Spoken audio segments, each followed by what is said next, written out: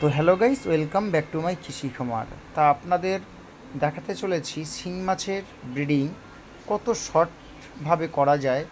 একটা গামলায় আপনারা এইভাবে করতে পারেন, দেখবেন কত সহজভাবে শিং মাছের ব্রিডিং করা সম্ভব। এর মধ্যে কোনো ব্যবস্থা কিছু দরকার নেই।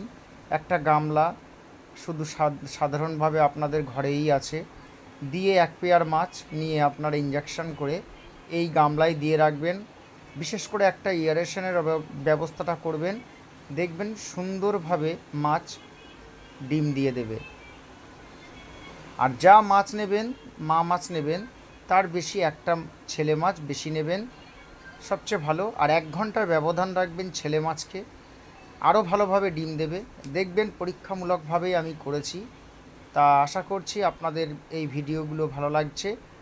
আর আরও নতুন ইনফরমেটিভ ভিডিও দিতে আমি আগ্রহী হব।